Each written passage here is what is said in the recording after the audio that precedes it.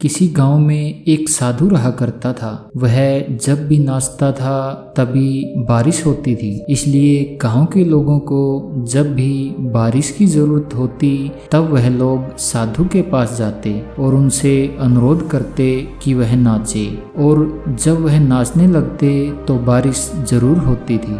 कुछ दिनों बाद 4 लड़के शहर से गांव में घूमने आए। जब उन्हें यह बात पता चली कि किसी साधु के नाचने से बारिश होती है तो उन्हें यकीन नहीं हुआ। शहरी पढ़ाई लिखाई के घमंड में उन्होंने गांव वालों को चुनौती दे दी कि अगर वह भी नाचेंगे तो बारिश होगी, और अगर हमारे नाचने से बारिश नहीं हुई तो साधु के नाचने से भी बारिश नहीं होगी। अगले दिन सुबह सुबह गांव वाले उन 4 लड़कों को लेकर साधु की कुटिया के पास पहुंचे। गांव वालों ने साधु को सारी बात बताई। फिर उन लड़कों ने नाचना शुरू किया। पहले लड़के ने नाचना शुरू किया, आधा घंटा बीत गया।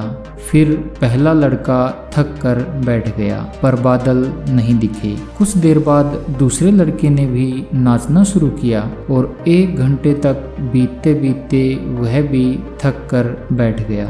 बाकी दोनों लड़कों ने भी ऐसा ही किया, पर बारिश नहीं हुई। अब साधु की बारी थी। उसने नाचना शुरू किया।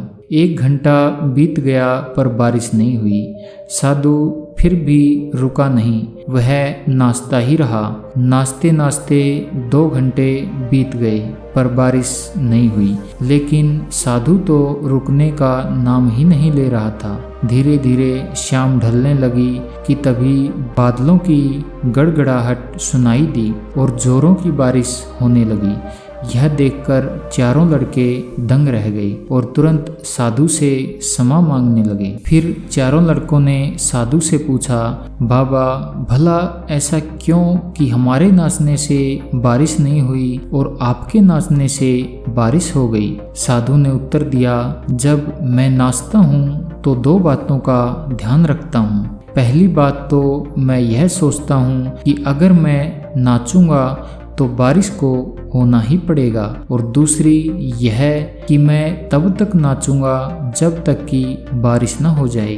सफलता पाने में भी यही गुण विद्यमान होता है। जिस चीज़ को करते हैं उसमें उन्हें सफल होने का पूरा यकीन होता है, और वह तब तक उस चीज़ को करते हैं जब तक कि उसमें सफल न हो जाए। इसलिए हमें सफलता हासिल करनी है तो इस साधु की तरह ही अपने लक्ष्य को प्राप्त करना होगा।